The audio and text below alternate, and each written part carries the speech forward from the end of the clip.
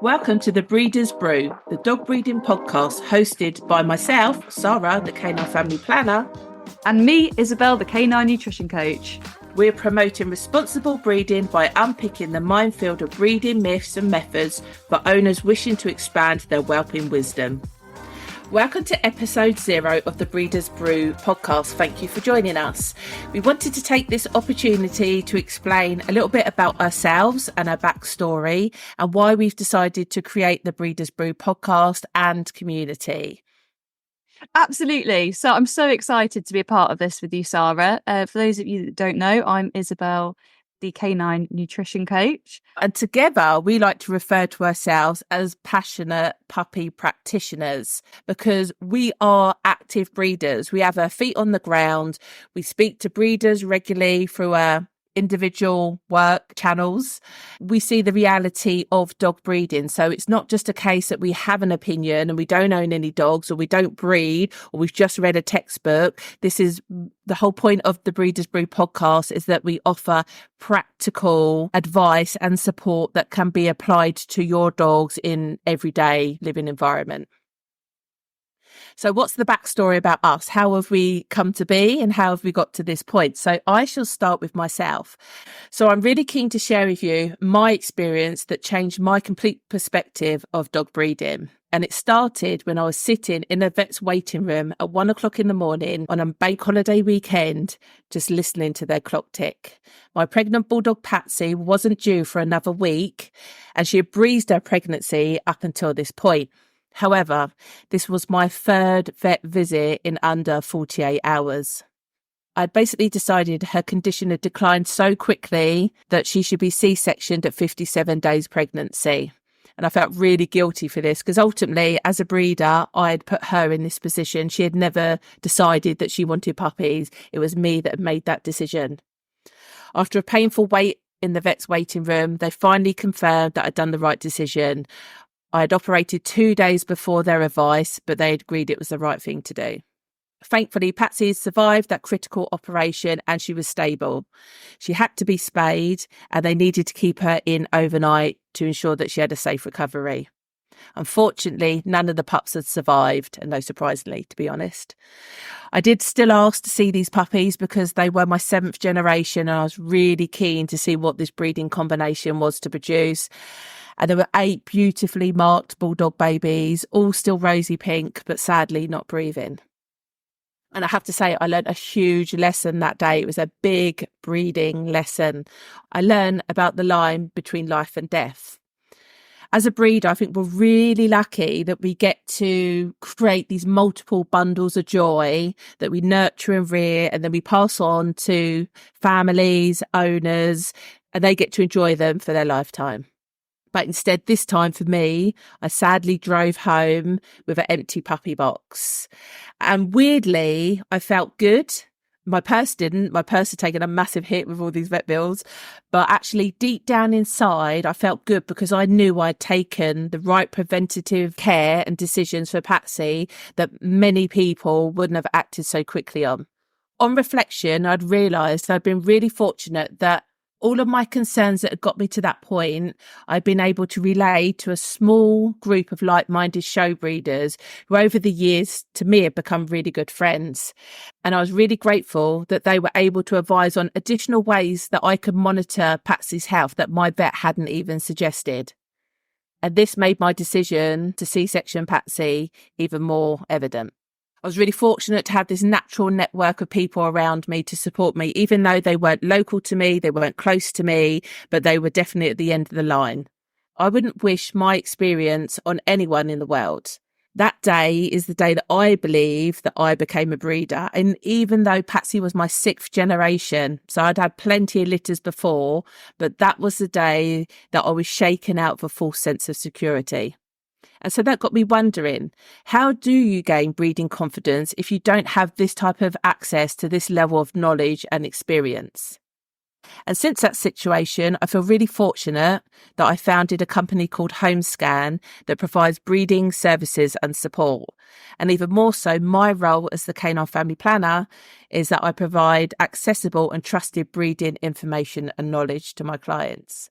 One of the channels for me to be able to do that is the Breeders Brew Podcast and community. And this is to be an unrestricted platform to be able to share our knowledge.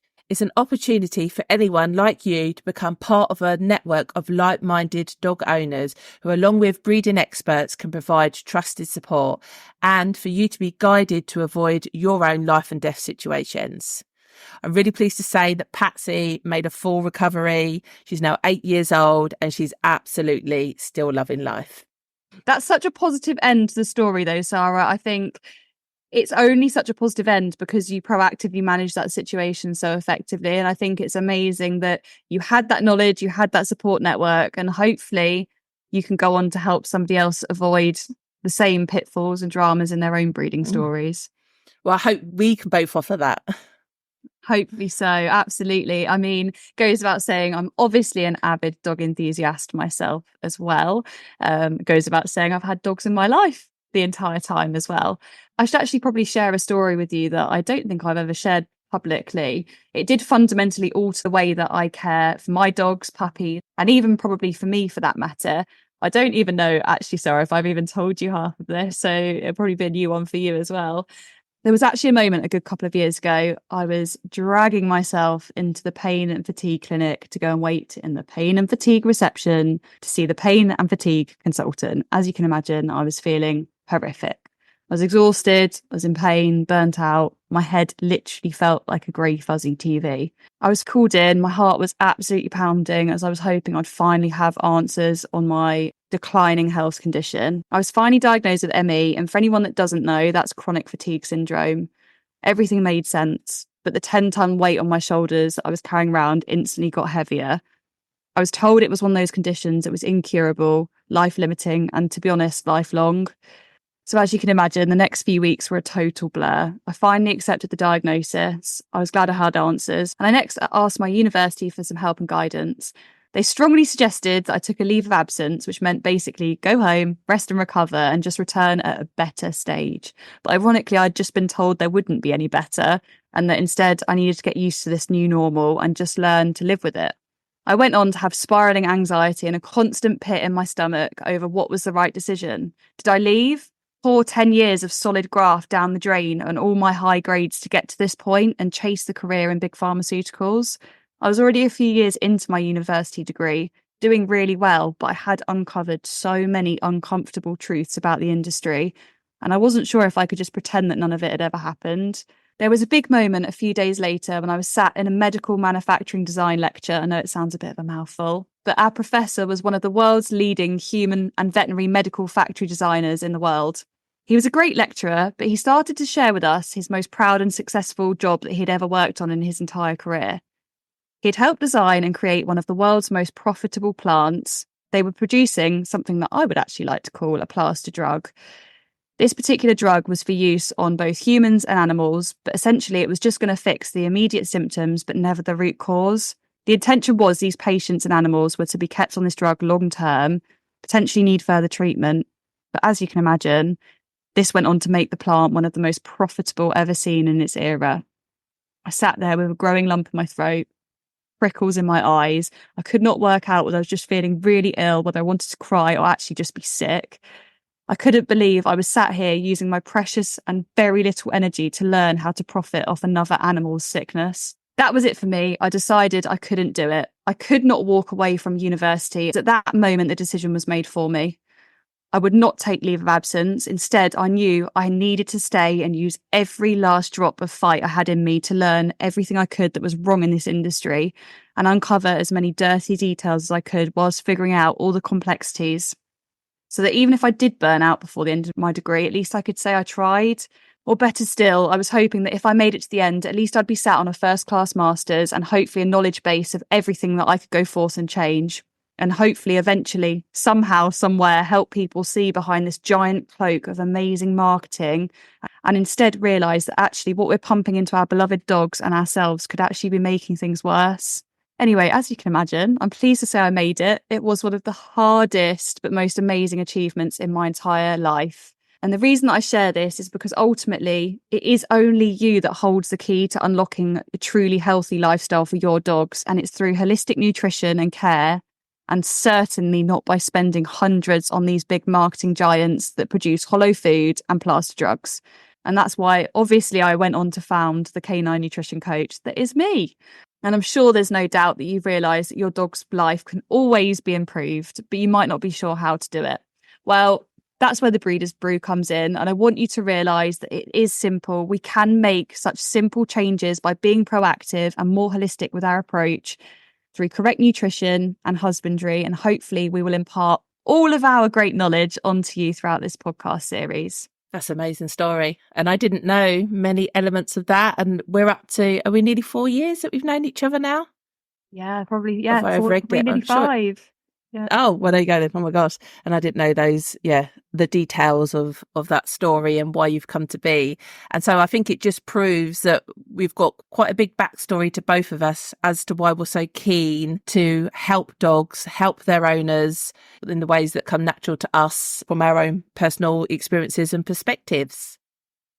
Absolutely. So just to move along a bit in regards to, you might be wondering, why is this podcast called The Breeders Brew? And as I've alluded, we've known each other for a little while and we tend to natter dogs a lot. All day, every day, almost, when we're not dealing with our clients of our own. Yeah, sadly.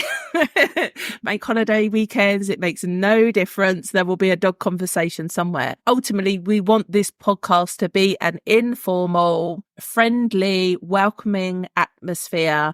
We want to create that environment of where you will just grab a brew, you will grab a cuppa or a pint, the brew's down to you, and you join us. And so you dial in, have a listen, take part in the community, which we'll tell you a bit more about. But we just want for you to feel like you're part of actually the dog breeding team. And we're aware that dog breeding can feel quite isolating, particularly if your friends aren't dog owners or breeders, or you don't have a mentor, or there aren't many people in your area that have the same breed as you. There's quite a few barriers to dog breeding. People can get quite judgmental over people that breed dogs as well. Some people don't like to shout about it. We are here for all types of dog breeders, regardless of where you are on the spectrum. If you've not had a litter yet, if you got a bitch that's in pup, it's your first litter that's due, to, you're on 10 generations or more, bred for decades. I think there's something here for everybody. The way that this podcast is laid out is that we're going to release episodes in series. So we didn't want just some endless, every week we're just going to dial in and just listen to us chat for an hour. We wanted them to be targeted, focused episodes that had some relevant theme to them. And so series 1, this is the precursor to, is what we're referring to as the breeding blueprint, and it's an outline of breeding. If you just listen, it consists of 8 episodes, 4 that focus on the puppies, 4 that focus on the dam. And it's just a really nice outline about dog breeding, covering all the elements that you'll need to know to hit the ground running. We've also created a community that sits alongside the podcast. So we're really keen for you to get involved, make a post, join the community, ask some questions, gather some thoughts. If you want us to elaborate more on an episode that you've listened to, we're more than happy to do so.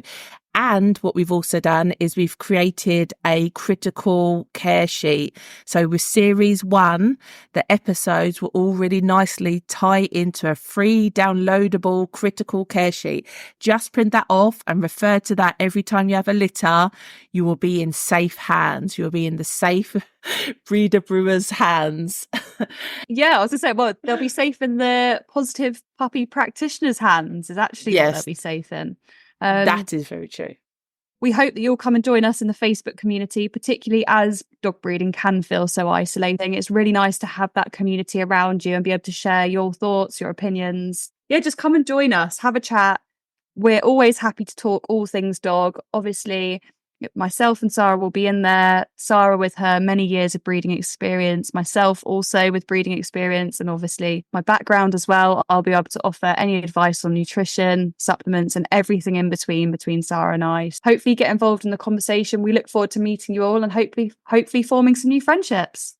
Yeah, and we want it to be a non-competitive community. And I think sometimes that's where the problem arises in dog breeding is if you have friends and they're the same breed, it can start sometimes feeling a little bit competitive.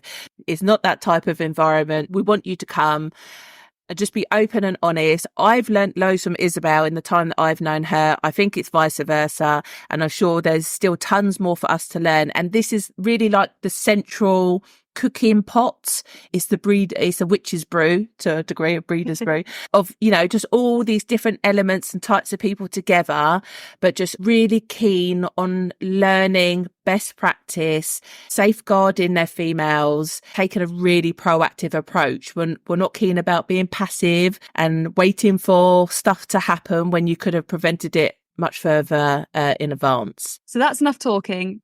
We're excited to say episode 1 is very much on its way. If you make sure that you subscribe to our channels, follow us on social media at The Breeders Brew, and even head to our website, breedersbrew.com, you'll be the first to know when episode 1 drops. And you definitely don't want to miss it, as it's the whelping wishlist walkthrough.